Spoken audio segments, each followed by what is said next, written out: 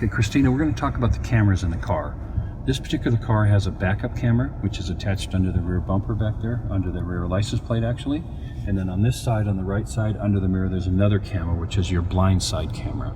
Okay. So if you'll turn the lever on the turn signal up to the right, if you'll notice the view we have on the mid screen here, that's looking down the side of the car. And if you notice the red line that's there, if we use this as an example of the car here, the red line would be popping out from the back end of the car here, and it's roughly from the body to the inner edge of the red line 8 to 10 inches. From the body to the outside of the red line about 2 feet.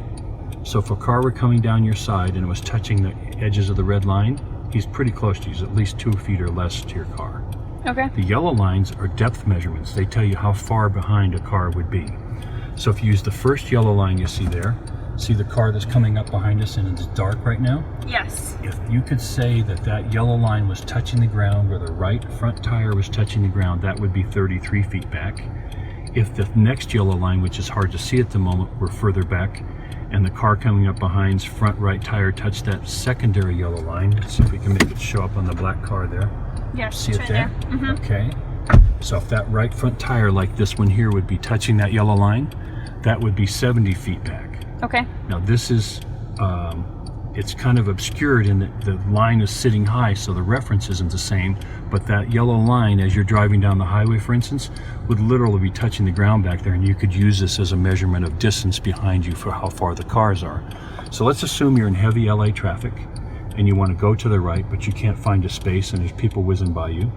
Turn the turn signal down for a moment. Touch the tip end button on the turn signal. There's a little switch on the tip end. That turns this camera on without the blinker mechanism. Okay. Now you can look down the side of the car and you can see if anything's coming your way. If by chance we're looking at the second yellow line out there and you know that car is at least 70 feet away, quickly turn the turn signal up to the right and you're on your way to make your right-hand turn. Okay. Okay. There's the use of the blind side camera.